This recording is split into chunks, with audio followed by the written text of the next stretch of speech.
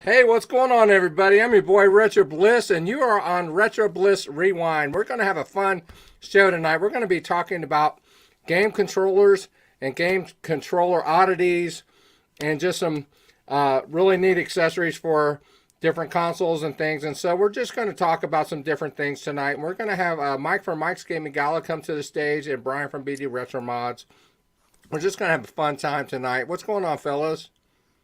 Not much. How's it going? Oh, not too bad. I don't even know where we begin here. What do you think? How should we? We should probably do it like we did last episode. We each take a turn. You can bring us up full screen to show what we're showing, and then come back so we can all talk about it. And then we move on to the next person, and they show one, and then next until we're all out of what we want to show. Okay, I have probably the least amount to show, so you shouldn't start. I shouldn't start. Or you shouldn't start, because then you'll be in the rotation longer. Okay, who should start then? I should probably start. You know I got tons of crap. All right, let's go then. All right, why don't we start with, let's start with the original Xbox. So the early mid-2000s was full of a whole pile of really cool custom controllers. A lot of them, particularly for the PlayStation and the Xbox, a lot of them didn't really work very well. Like Evil Dead has a chainsaw controller. Dragon Quest has a little slime controller. They're not particularly good controllers to play with.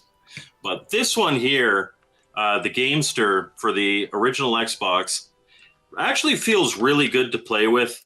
What they've done is they've put action buttons here.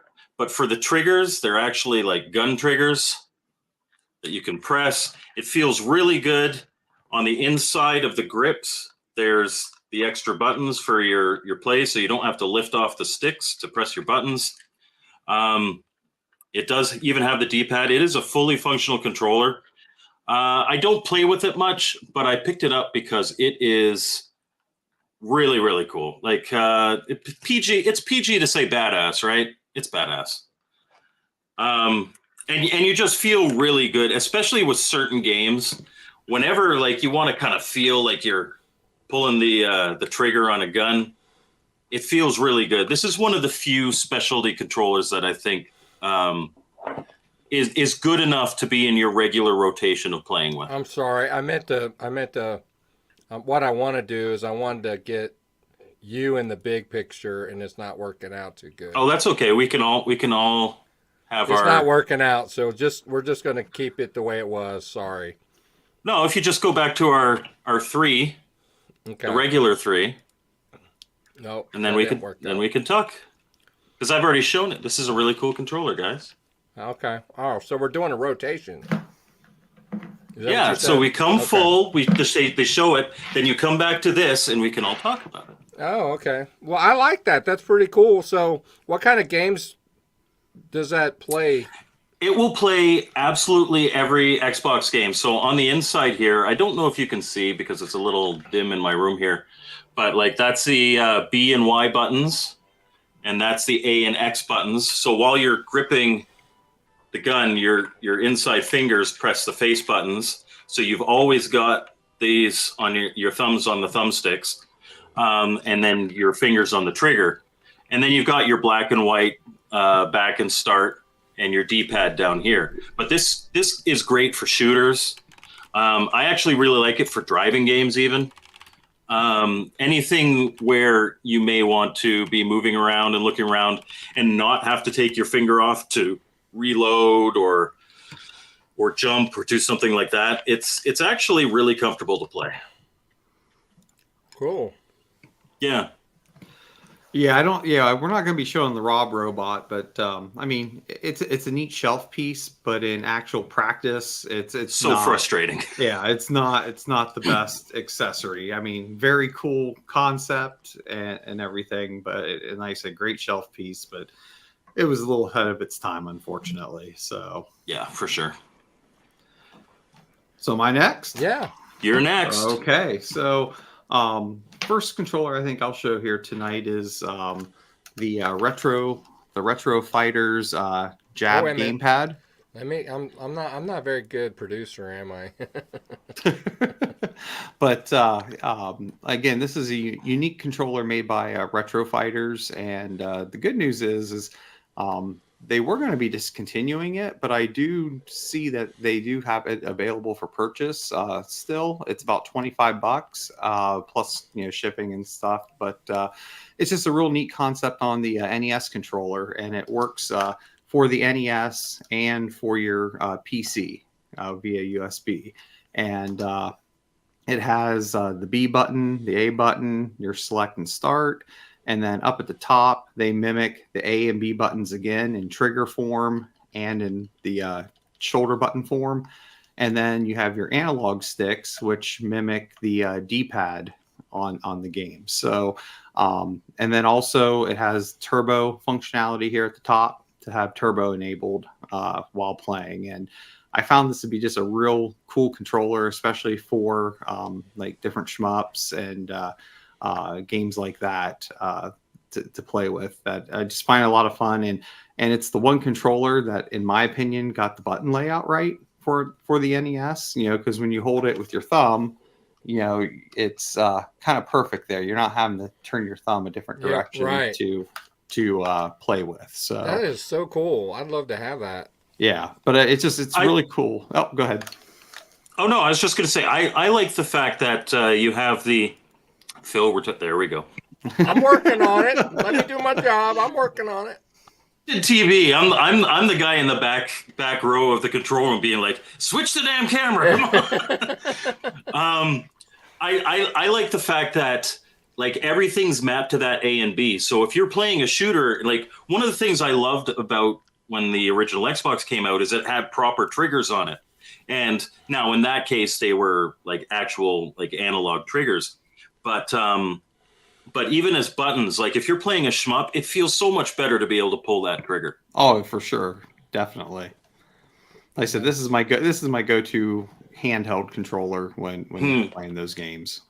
That'd be interesting playing Mario. Like you run with holding the left trigger and then you jump with the right. I got to get one of those and try it. Oh yeah. That'd be good for Contra or Castlevania. I don't know. My muscle memory on Contra is so ingrained. I would struggle with Contra. Just with games that you really, really know. Well, having turbo is always the old school cheat code, right? I mean, obviously, especially for Contra, because you're like, yeah, right. So, okay, all right, I'm up. It's hard to be a producer. You're up. Okay, all right. I'm going to show this to the regulars on the channel. Everybody knows I stream who are regulars on the channel. And I do a lot of 2600 games, and so I stream on PC. I emulate, but this works on a PC or a Mac, or actually it works on Linux as well. This is a Trooper 2 Atari 2600 clone. It has two buttons, but these two buttons are the same button. It's just for righty or left. But it has beveled edges on the end here, which is kind of nice for comfort. It doesn't dig into your palms when you're playing. But what's nice about it too is it has, I don't know what really it says it's nice, but I really don't utilize it. But it has shoulder buttons. So when I play through Stella, and for those of you who emulate through Stella, you can program and map your buttons. So you can actually map these buttons within the game, each individual ROM, if you want to. The one game that comes to mind is Defender Arcade, where it has a bomb within the game. Where you have a fire and then you have a bomb within the game. If you take the time to do that, and I prefer if I do that to do it with a pad, but anyway, you could do that. It also has a start and a select button on the front. So, and this is my go-to, and I honestly, I buy bunches of them. This is Oh, brand really? new in this is brand new in box because I stream so much on the program that I wear them out. I wear them out. I do. I wear them out because I play so much, but I love them because I get that Atari feel. I get that Atari feel when I'm playing the game. And like Mike was saying with the NES Contra, it's the muscle memory when you're playing the games, and it's the same way for me when I'm playing the Atari, a lot of Atari games, and I just prefer to use an Atari joystick rather than trying to use a gamepad. I was playing Space Rocks today, and even though it's not asteroids, it it is asteroids basically as far as navigation is concerned. Like Asteroids 2. Huh? It's like Asteroids 2 because it's It got is. like the extra. Yeah. Yeah. It's like an asteroids 2.0. Right. Yeah. So, all right. You're up. That's cool.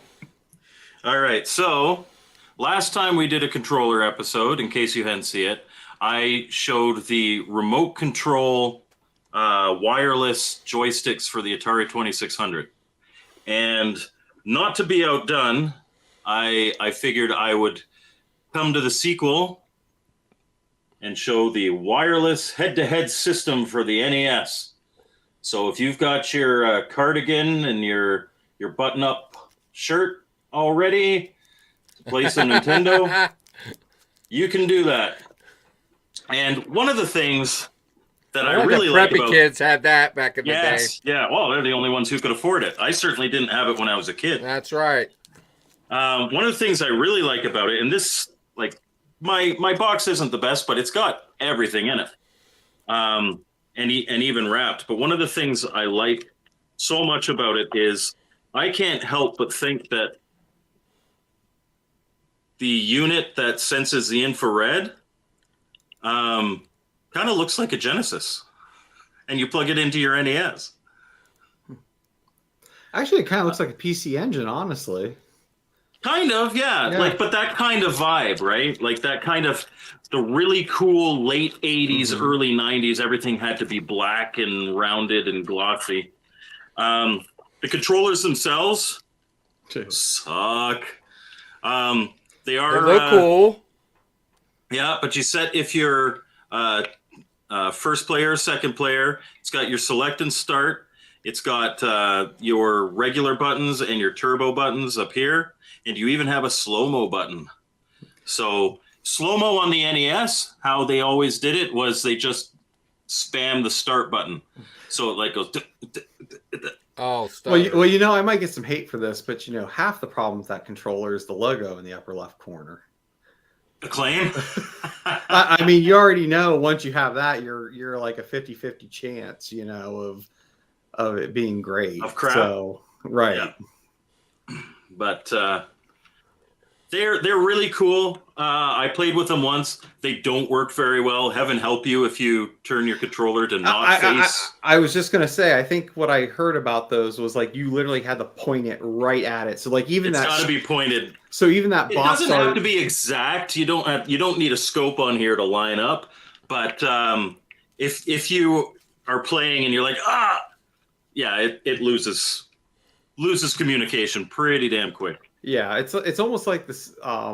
At Games use that exact same technology in their flashback wireless controllers because they're just as horrible as those things.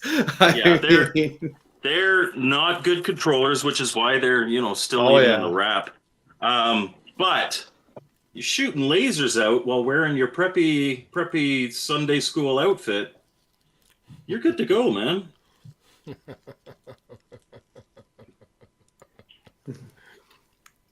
That's my number 2. Well, I think it's kind of fitting because Poe threw in there talking about back to my light gun. Well, I brought a light gun here with me today. Poe has the greatest light gun of all time. Yeah. Well, aside from that Super Nintendo one, the one for the military. Oh yeah. Did you get a send-in, Poe? Is that what you ended up getting?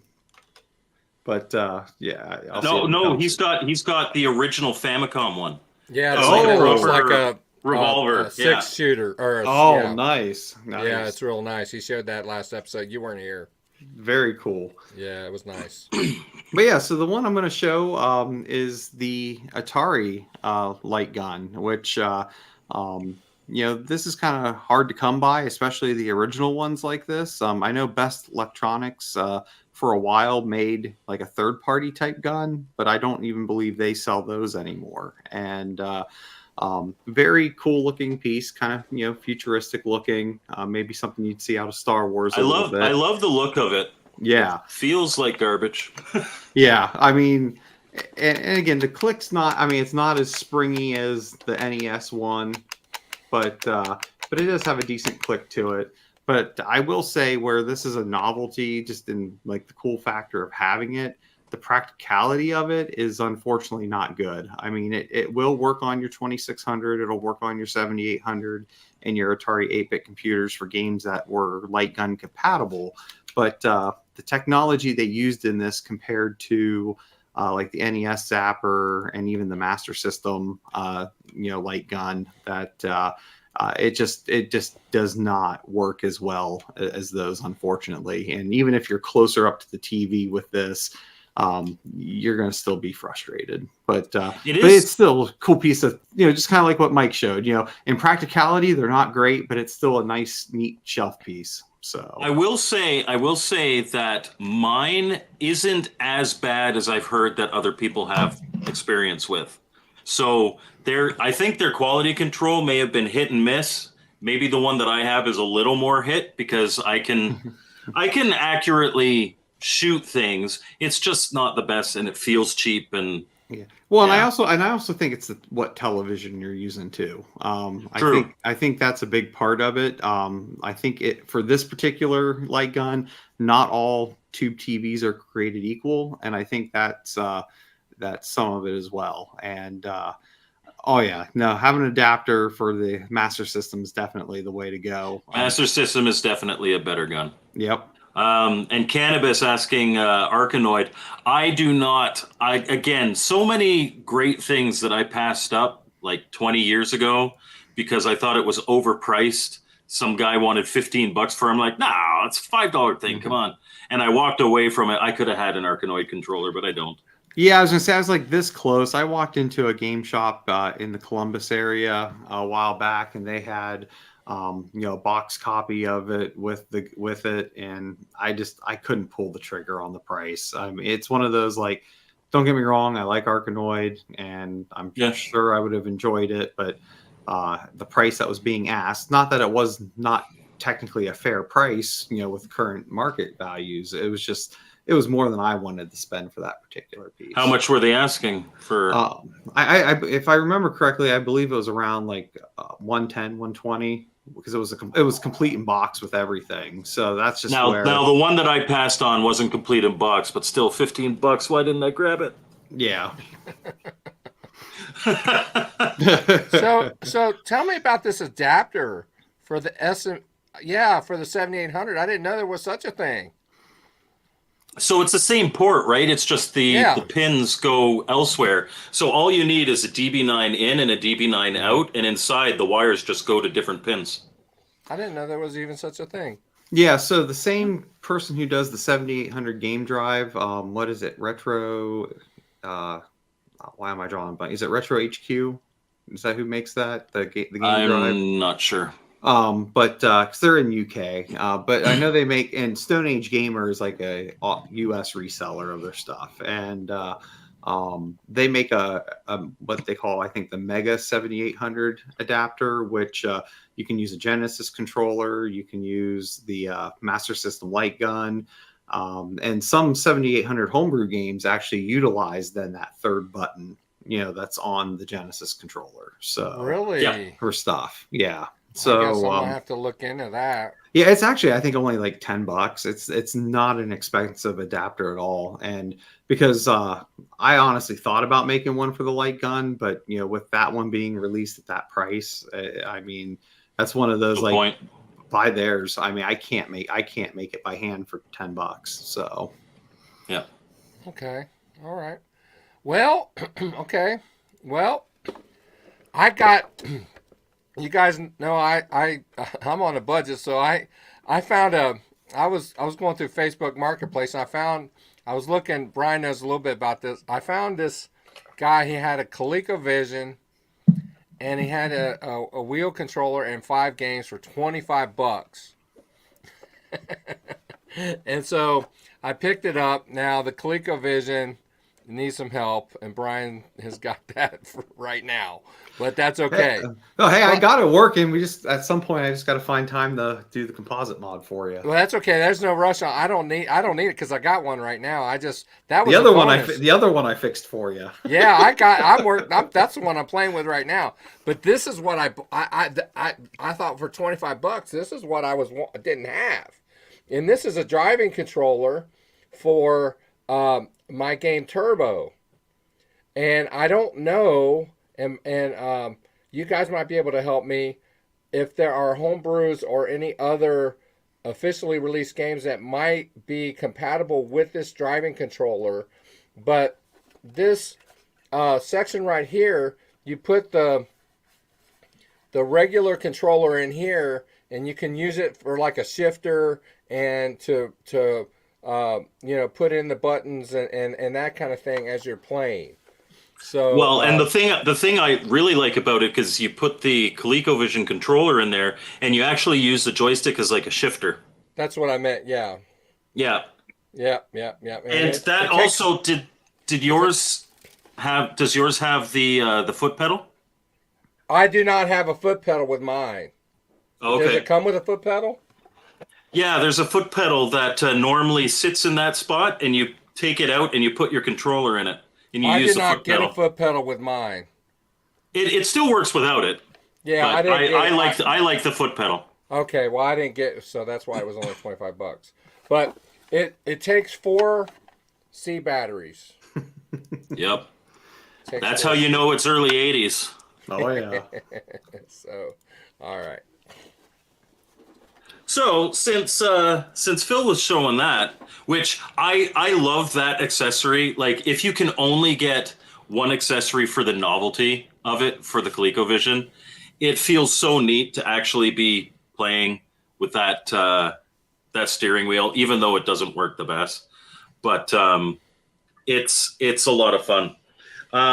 But since Phil he told us ahead of time, hey, I'm going to do the ColecoVision steering wheel. I was like, okay, well, I don't have to bring my steering wheel out, but I can bring my ColecoVision rollerball controller out.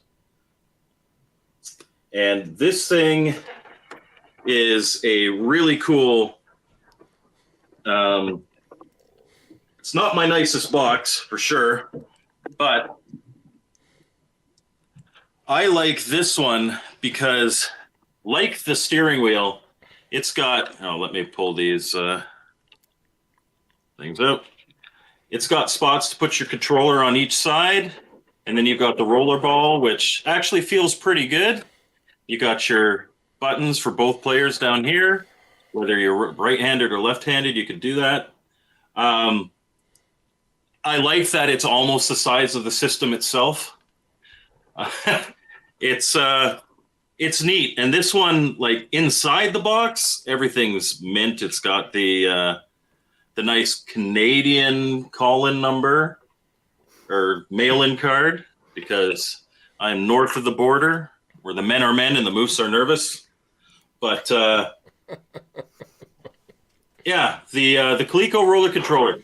Not many games play with it. Slither comes with it. Slither's a great game. It's kind of like Centipede, but I'm a big fan of the roller controller for the ColecoVision, although I don't use it much. So And now with that one though too, so with the one that Phil showed, required batteries. That one actually plugs in to the back of your power port on the Coleco, and then the power port plugs into that, so it like chains it to daisy chains it.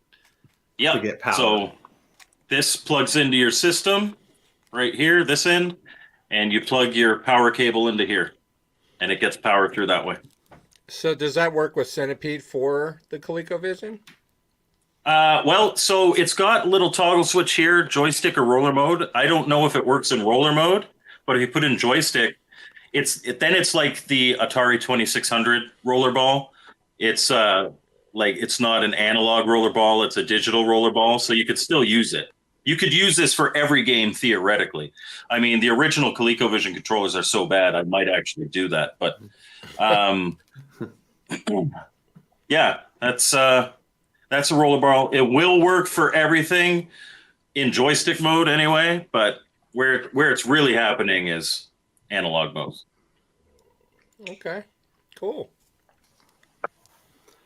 All right, so I think the next one I'll show here, and I got it out of the box too, but this was a find that I got at Video Game Summit in the Chicago area this last summer.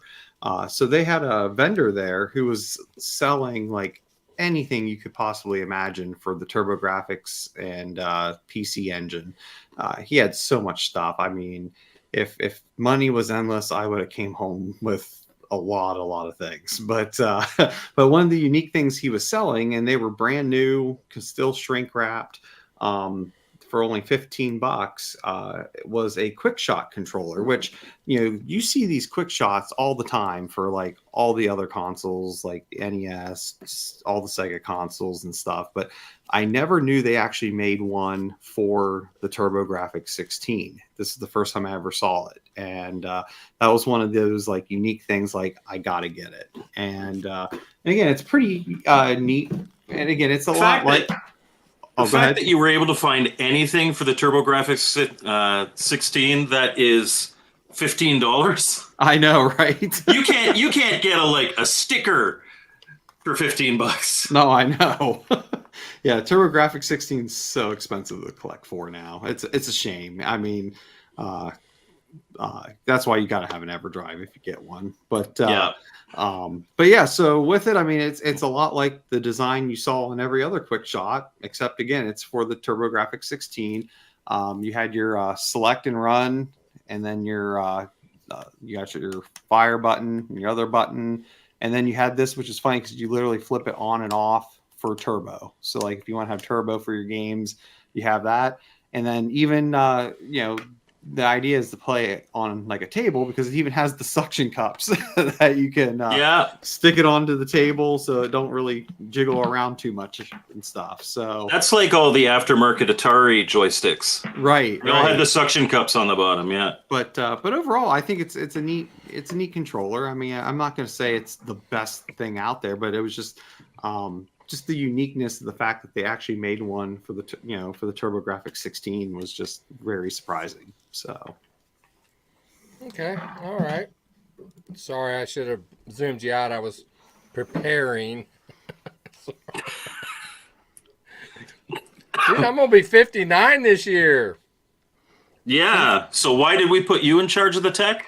Oh, and I see Jason just mentioned with that quick shot he has it for the NES. Yeah, like I said, it's not a bad accessory for the right games. Like obviously I couldn't sit there and play like Super Mario Brothers with it, or in this case use it to play Bonk's Adventure. But you know, give me some Blazing Lasers with it on the TurboGrafx, or any shmup with the NES. It's a very good controller. Hey, get back to you talking about tech. I've been watching NCIS. You know, Gibbs, he's still using a flip phone. So, okay. Yeah, but have you seen how much they can enhance an image?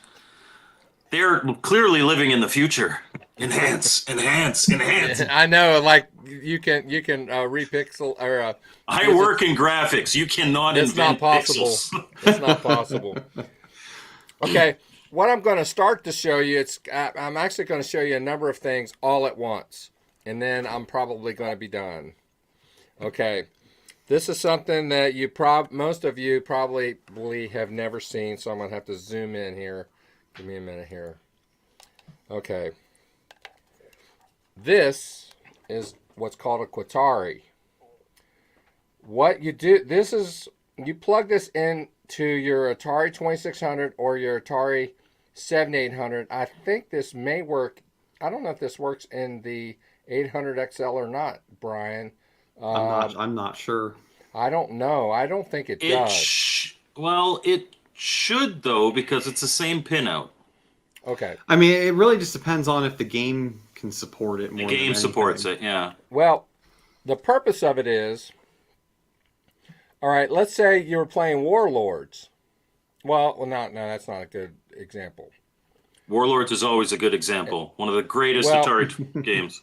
But you can always put 2 pairs of paddles on there. Yes, yeah. It doesn't matter.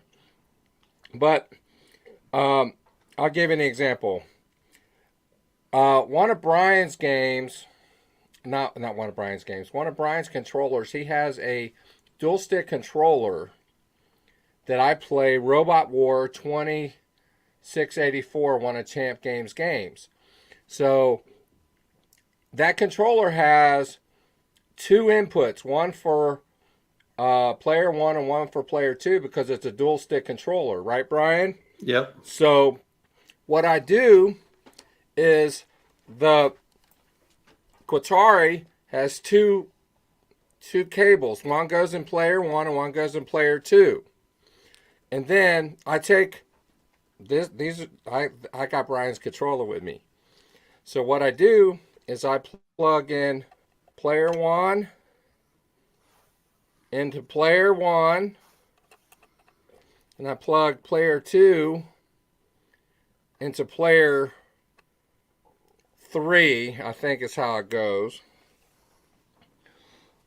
And then because I want to keep track of my high scores, the way that John Champeau has programmed it, if you have a save key or an Atari box, this is called an Atari box. If you don't know what an Atari box is, this will save your high scores, but it also it plugs in to it right here.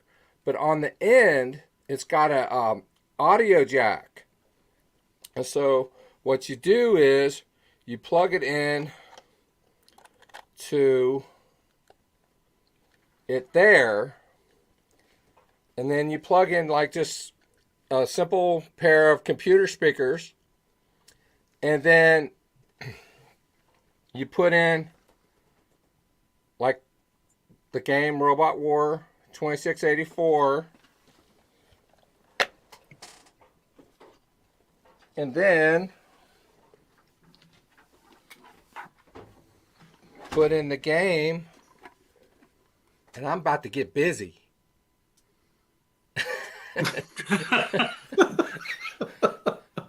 I'm about to get busy, man, because this is one of my favorite controllers. I have 2 setups. I have an Atari 2600. I have 2 stations. If you guys know my game room at all, I have 2 stations. I have a 2600 station, and then I have a 7800 and a separate station, all with CRTs. Well, Brian had made me a 7800. It could be used for a 2600, but it's a 2-button 7800 controller stick I use on the 7800. Well, I keep this at the 2600. And the reason I do that is I love this one at that station, not only for this game, okay, but because I mentioned Defender Arcade. Defender Arcade is a homebrew that I've streamed on the channel a couple times. It is no longer available in the Atari Age store, but I have shared a link in the description. If you guys go back and look at my video that I just recently streamed, I believe there's a link in the description where you can download it. In this layout here, this is Fire Player 1, Fire Player 2, I think is the way it's set up, right, Brian? Yep. Okay. So when you're playing, this is your navigation for player 1. You can fire with this, but you can use this for the smart bomb.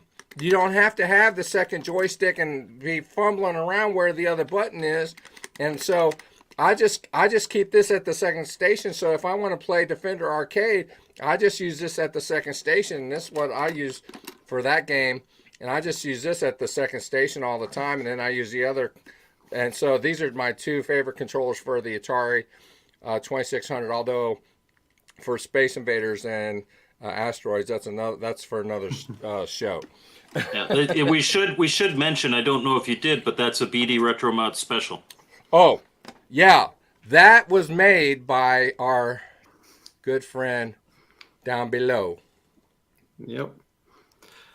Yeah, and I guess just as a quick disclaimer on that too, we're purposely. I mean, that was the exception for tonight, but we were just purposely not showing my stuff tonight. We were mainly because at some point we're looking to probably do another episode where it's just the focus on the different things that I do and kind of like an interview type setup, things like that. Because I know there's been some folks really interested in learning more about that. So, but disclaimer also, there's a link in the description of this video.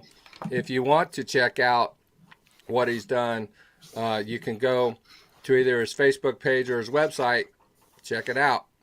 All right. And I'm really looking forward to his upcoming Bubsy controller. Yeah.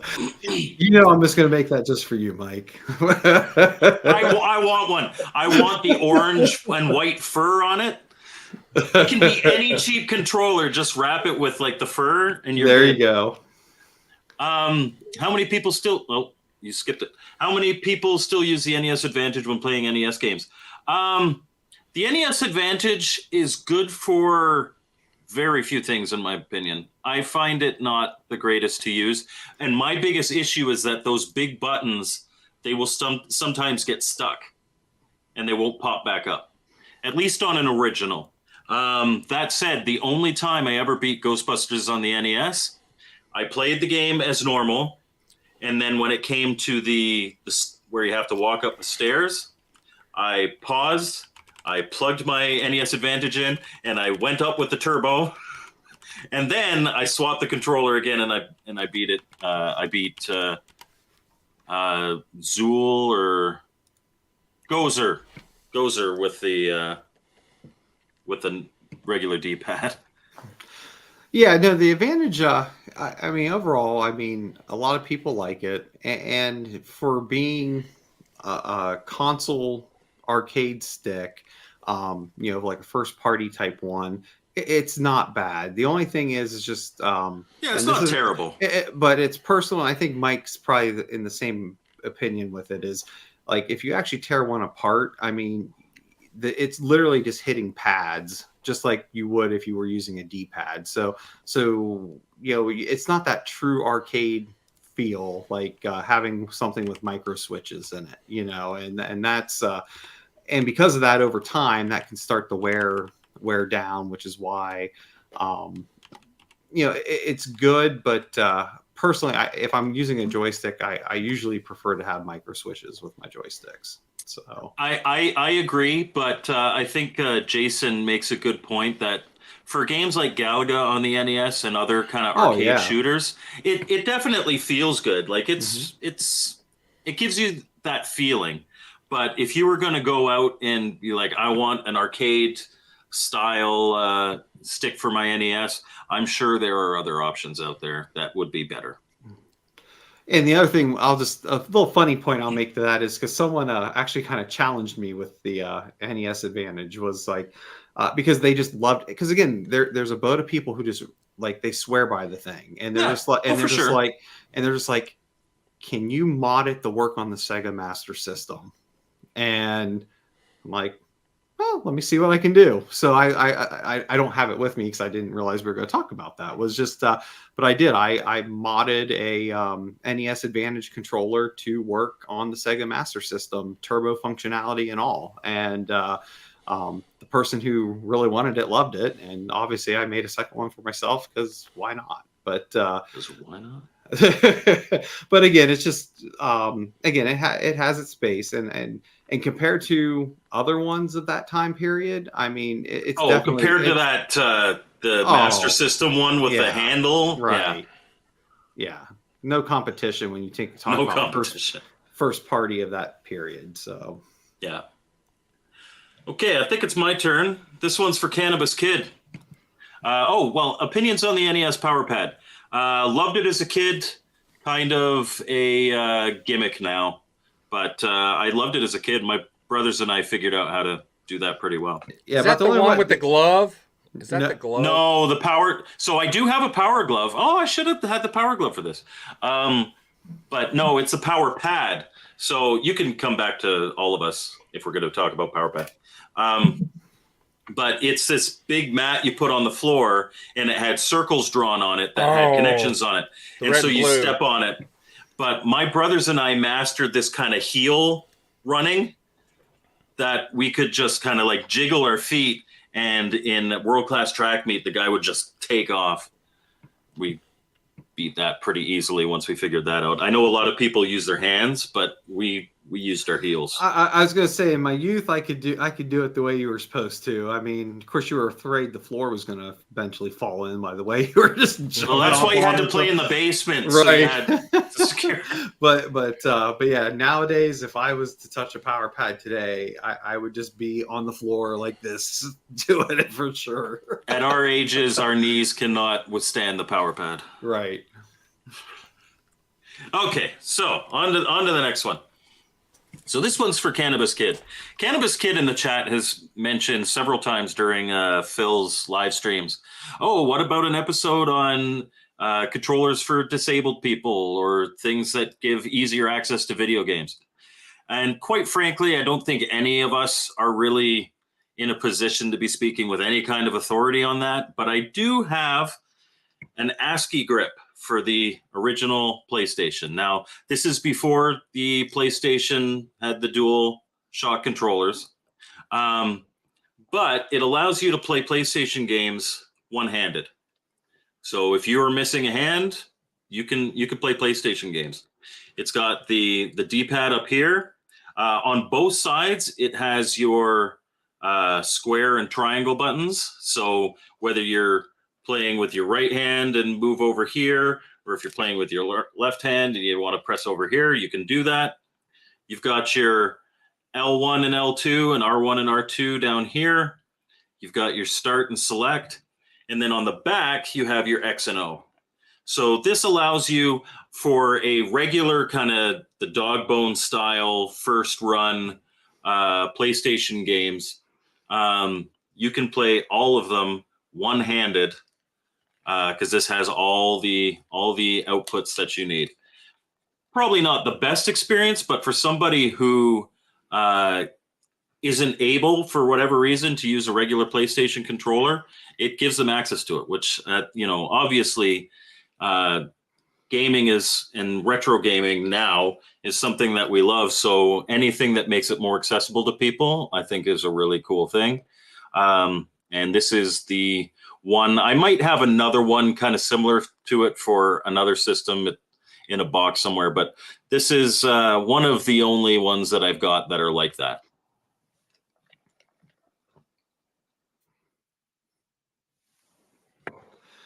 Yeah, so before I go on to my next one, I see there's a couple things in the chat. The first one about the being a gimmick to get people to do exercise. That's Nintendo's MO, isn't it? I mean, like It's not a bad thing though. Like people should be moving around more than they are. I mean, we don't disagree there, but I mean, we're all right. evidence of that. right. I mean, but it is funny you say that because there seems to have always been something with many of their consoles. Not every single one, but like what comes to mind, you had the power pad, and then you had the Wii Fit board for the Wii to do stuff, and even just the Wiimote because you're supposed to. Right. Yep. And then with the Switch, was it Ring Fit? I think is what it is. Yeah. And don't forget Pokemon Go. Yeah. I was never into Pokemon, but that was, and there's still a lot of people that play it. And hey, if it gets you out walking around, there's nothing wrong with that. And then but it is a gimmick. It's 100% a gimmick. Without doubt. And people go eat it up all the time. I mean, so. And yes, there is an exercise bike for the Super Nintendo, just like there is a full proper musical keyboard for the Super Nintendo, which I do not have either of those. Otherwise, they would be on the show. I would be standing up back there being like, look, I got a bike. I was gonna say, if that was the case, Mike would be on it the whole entire time. Ride the exercise bike on the show. But but then I see the other one came in about, and I think Phil kind of answered it in the chat that what controller should I play Defender 2 properly? So. Anything that allows you to press both controller buttons on one controller. Right. So either getting like a dual stick like I make, or I know there's some like 3D printed couplers you can get for like two Atari 8-bit 2600. widgets. There's different things out there, but the key is you got to have that second action button for it. And that would be for Defender 2 and Stargate, which I think are ultimately the same game. They just changed. Do you know how I always used to do it though? I'd be playing, and the other controller would be on the floor, and my toe would be hovering over it, and I'd press the button with my toe. Nice. That was always my smart bomb button.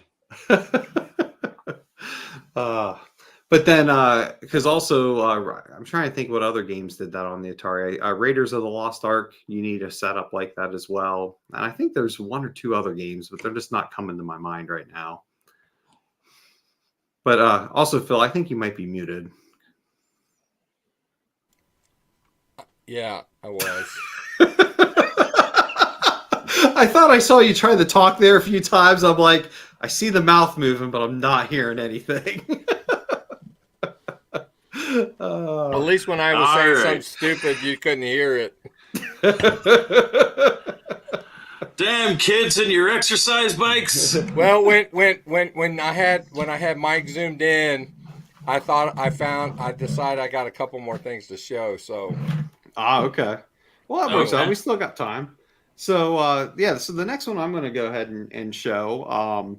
And again, this one was pretty cool because the system that it's for is the Neo Geo. And as we know, that was not a cheap console by any means. And that's another one. If you tell me you got this for $15, I'm coming down to Ohio and punching you in the face.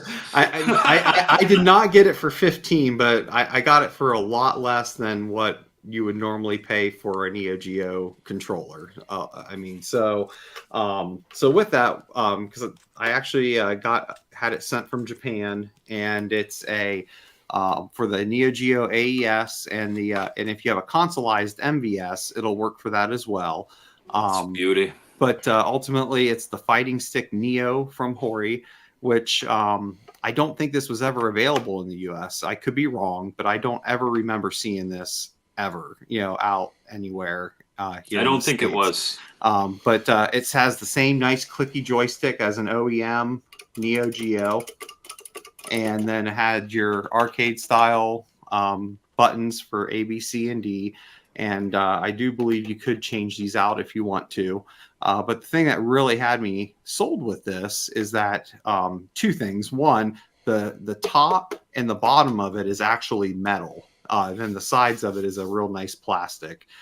So that's a real nice feel. And then the second thing is just turbo functionality. So you can turn turbo on and off for each one of the buttons, which is great for a number of the Neo Geo games. Like, obviously, it's not going to help you if you're doing a fighting game, but for a lot of the other arcade-style games that were available for Neo Geo, it's just nice having that turbo functionality. And it's just a cool little piece that had a real good price to it, and I'm very happy to be able to pick it up.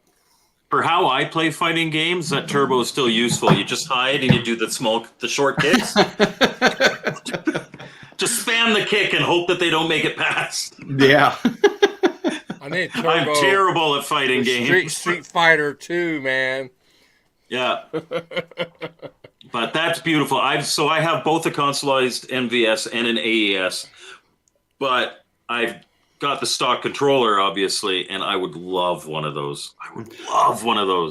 Yeah. No, it is farther up than what you would normally have. I think on the standard AES, but it actually still feels really good. It's not as bad as you would think. It would probably feel more like an arcade, though, right? It does. Rest your hand on it. It feels a lot more like an arcade cabinet, like playing on than a normal console-sized arcade stick. So. Okay. That's sweet. All right. All right, Phil, you said you had new exciting stuff. Well, actually, I may have shown this on the last episode, but I think it's worth showing again.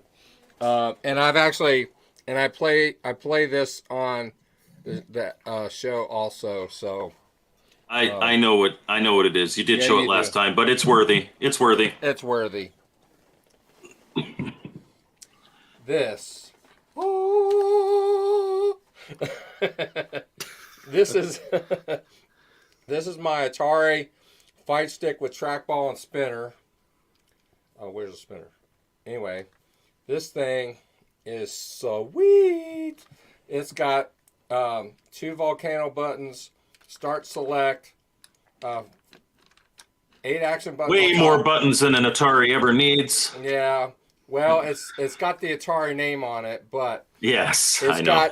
it's got buttons on the side for pinball if you want to program, and on the end it's got a USB. I guess that's a USB B or USB whatever. B. Yeah. Yeah. Okay. And anyway, it is compatible with Windows, Mac, and Linux. It'll run on a Raspberry Pi. I emulate with this on my the channel all the time. And it's sweet. I actually had bought one for my son, and think because he has a Raspberry Pi, thinking he would use it. I had got it on sale. This was a Micro Center exclusive, and they quit making them. And he wasn't using them. It was brand new in a box. And so long and short of it is, Operation Shutdown begged me. He found out I had got it. He begged me, and I sold it to him. And so my son sold it to me back for $150. How much were they? How much were they first sold for? 200. I was going to say they were 200, yeah okay. they were 200. They were Micro Center exclusive because I think they had the rights like to do some Atari branding and stuff, and because the controller itself is made by Thundersticks, which is the Glenn Retro Show. Have to. I'm really sorry. You've been thundersticked. And it's heavy. The buttons It's are like the coolest suitcase in the world. It's very good they're very good quality. The action on the buttons are very good. The trackball is very responsive. The spinner is fluid and spins very nicely. I've not had any issues with it. I don't know that there's I don't know if there's a restrictor on the joystick though. I don't know if I've opened it or not. I don't know if there's a restrictor in there or not. There'd be something. It'd be if either there is, it's an 8-way. Let me see. Oh, it's 100% an 8-way. They wouldn't. Yeah. If it had turning pretty freely. If it had a 4-way gate in there, it would be an optional accessory that you could swap. It's definitely not 4-way. Yeah. It's definitely not 4-way. I can feel it's not. I mean, 4-way. what you'd be able to tell is if if you can go at an angle and you like really feel the edge in there when you go. Yeah, to an yeah, angle, I know that. I know it's not a 4-way. Then it's a square gate. But which is like for 8-way stuff. But it could also be a round gate, which is also used for 8-way stuff. Yeah, it's all that's what I'm saying, preference. because it seems real smooth when I turn it around. If it's real smooth turning it around, it's likely a circle gate in it. Yeah, it's real smooth. I don't know if I like that. But as I've come to learn, it's all personal preference of folks of what I like a Stargate. Takes you out of the worlds. But Mike, I was playing a game. I can't remember the name of what game it was. I think it was a Pac-Man style game. I can't remember what it was. But I was playing it with this, and I wasn't doing so good.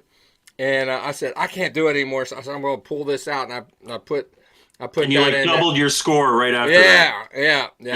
It doubled my score right away. And you know what? You'd probably double it again if it was a 4-way stick. So all the Pac-Man style games, so much easier with a 4-way stick. Definitely. Yeah.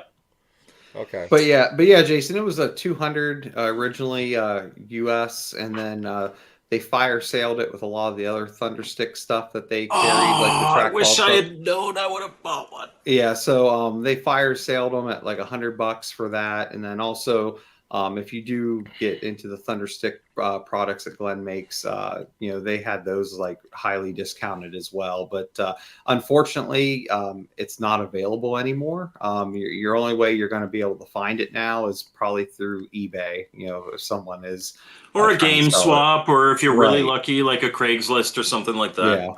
Well, people that are selling them are scalping them. I mean, they're hard to find. And it's not like you could sneak that under your jacket. No, that thing's humongous. I mean, because I have one myself, and I think just height wise, it has to be at least 4 inches. Yeah, it's at least 4 inches. Yeah, I mean, it's a beast. I mean, it's heavy enough. It's got a handle. It's got a. Yeah. It's so heavy. They gave a handle. That's good, because it means it doesn't move around when you're playing it. Absolutely. All right. Here's probably I think this is probably our last lap. So this is going to be my finale. Save this one for last because honestly, I think it's the coolest one. This is a Nintendo 64 controller from Japan. There are only 2 games it works with. It is a train controller, and it is actually designed to match. The one I have is not in the best shape. They had a nicer one, but it was like an extra $50. I was like, you know what? I'm going to play this twice, and then it's going to sit in a box. It's fine. But it actually mimics the controls of an actual Japanese transit train. So you've got your speed here, speed of the train, and then you steer the train like, okay, we're going to that track or that track. You've got your ABC buttons, your select and start, and that's it. But that is for use with, I only have one of the 2 games, but there is a sequel to this game, Go 64, and you're literally just, and it's not even, here, let me cover my face so the facial recognition doesn't try to focus on me. There we go. Please do that more often. Thank you. Yes, yeah. When I was in film school, we called the lens cap the ugly filter. But Go 64, it's literally, there's nothing thrilling about this game. It's not like you're steering a train through volcanoes and stuff like that. You're just doing the daily route. So, like, if you were a train driver, that was your occupation, and you went home and you wanted to work some more, you could sit and play on your Nintendo 64, and I'm sure it would be just doing your daily thing at home. One thing really cool, I call it, like, I don't know what this is for, but I call it a cup holder. So it seems like a cup holder to me. That's what it looks like. When you're at work and you're doing your steering and your speed, you can put your coffee there. And you just, okay. Oh, this is Mimico stop. That's pretty cool. But it's a cool little oddity. I like it a lot. It's definitely cool and it's definitely odd. Yes. So how much was that retail? Like, retail, I have no idea. Obviously, it would have been in yen. This was never released in North America. The game is Japanese. I paid, so complete in box with the one game, I paid $90 for it. But I talked him down from like 120. That was at Portland Retro Gaming Expo, not last year, but the year before, 2022. Interesting. Okay. Yeah. Okay, so yeah, if we got time I here. think this might be the last one. finale. The finale. Oh, it better be good, Brian. That better be good. Oh man, I don't. I should have saved my Neo Geo one then for this point. Should have. But no, the last one here, and It's again, like, this is a Nintendo controller. Yeah, Let's right. stock one. Well, it kind of is like one a little bit, but Yeah, it's all right. So this is the actual original, That's Atari. anticlimactic. Oh, you know what? That's a cool controller. Yeah, That's cool. It's I'm a neat piece. I'm kidding. Yeah. So this is the original Atari 7800 controller in Europe, the CX78. Now, I know the current Atari is remaking this, the CX78 Plus, for the Atari 2600 Plus system. It'll be interesting to see how close it feels to the original, if it feels exact or not. But with it, you had your button 1, button 2, kind of in a NES layout. And then with it was kind of interesting how it had the little grooves in there, because I think they kind of thought you were going to hold it a lot like this to play, which is kind of interesting. I don't know what they were thinking. Yeah, I mean, because that's the only thing I can think of with those grooves. It's just they thought you were going to lay this on a table and like tap that way, but then you also have so you can make use of that really good joystick. I know, right? Because you have a D-pad with this little joystick nub that screws into it, because you can. Master System did that too. It's odd. Yeah, but no, I just dropped it. But you can take it out and just do straight D-pad with it. Again, however you want there, but it's not a thick controller by any means. It holds in the hand pretty well.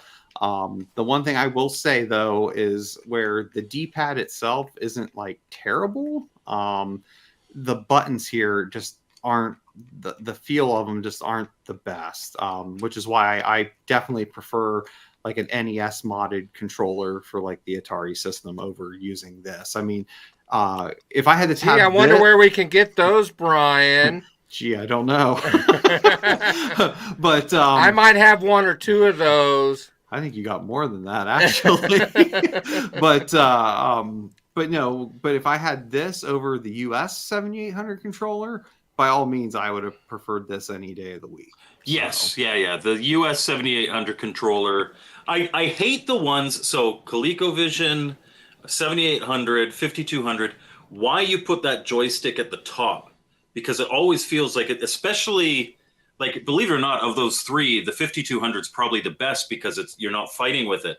The ColecoVision is really, stiff joystick. The 7800, not a heck of a lot better, and they always feel like they're pulling out of your hand. Right. And like Poe said, it's not very comfortable. And I think part of that, and you may agree, Poe, is just it's the size of these buttons and the spacing of them. And that's why, again, I think they literally thought you were going to set this on a table and just tap that way compared to actually holding it in your hand like an NES controller.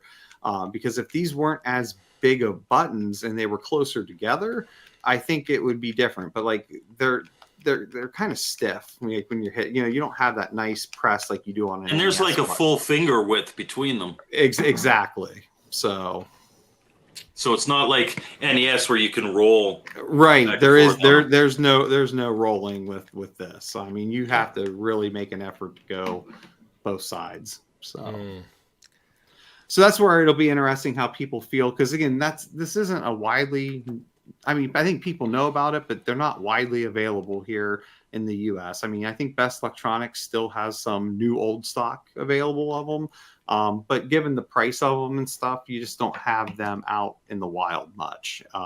So whenever they do finally release the remake here in May for the 2600 Plus, it'll be interesting to see how people feel on it. So yeah, I did some research because I actually don't have one of those, and I was wanting to get one, and this was months ago, and Brian was like, "Oh, I have an extra one. Just tell me what you think is fair and all that."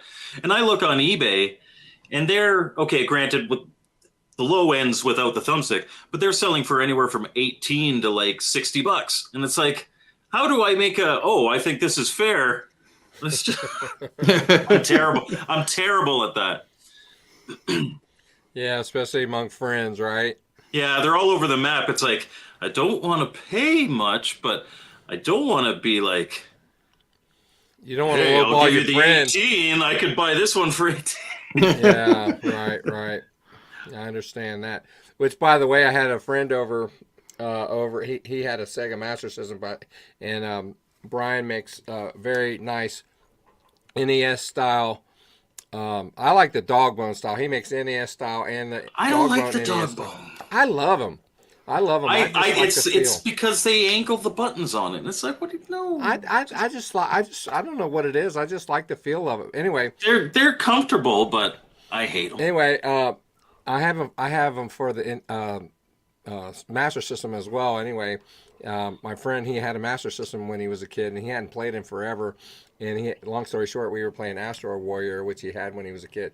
We popped that thing in there, and he was like, "Man, I haven't played that good since," because you know how mushy the difference original between a good controller and a bad one, it doesn't, when you first feel, have it in your hand, you don't feel a huge difference, but there is a heck of a lot of difference between like an NES controller and that 7800 controller, or even a Master System controller. Like just a world of difference. Yeah. Well, on that note. Yeah, actually, one quick thing before you sign us off is just for those that are watching. Our friend Casey does a podcast around 9:30, the Intellivision Gamer. Yes. And just if you're interested, I'm going to be on there for a little bit tonight after this. So, so again, he asked me to come on to talk about some stuff. So I'll be there here in a little bit. So if you're Very interested, cool. Go check out his channel, Intellivision Gamer. Excellent. And while we're on here, we have penciled in also. We have a special guest on the 16th of April, a gentleman by the name of MC Murr, who is somewhat of an expert on video game hunting. Not only hunting, but how to build your collection from hunting. If you want to become a collector, build your collection that way. And then on the 24th, we're going to have Lewis Hill from Muddy Vision. He has done 7,800 and 2,600 games. And actually, has he done any NES games? I don't know if he's done any. I don't think so. I don't think so. No, I don't think so. Anyway, so we got some exciting podcasts coming up in April. So you guys want to make sure you subscribe to the channel and turn on your notifications. But speaking of game hunting, obviously you noticed a few comments from Jason in the chat. He's on my side because we're simul streaming again. Jason, absolutely check out Retro Bliss Gaming channel. That's where we're simulcasting this. But I know him. I haven't seen him in person for years, but I used to see him all the time at all the game swaps because I know him through video game hunting and all that stuff. Oh, so that's really cool. He's kind of, and he made a comment earlier that he's not huge into the kind of pre-NES stuff, but he's always interested in seeing and learning about it and having better knowledge about it. So, Phil's a great channel to follow for that, but thank you very much. And you're exactly the kind of person that we want watching this. It's like, oh, I didn't know that. Oh, I didn't know that. That's cool. Excellent. Well, Jason, thanks for watching. We appreciate you being here, my friend. Thank you so much. So with that, you guys, will see you next time. And we're gonna have a show next week. We don't have a topic exactly planned out, but we definitely are gonna have a show next week. So anyway, we appreciate you guys being here. So with that, we're signing off. Take care, guys. We'll see you next time. Bye-bye.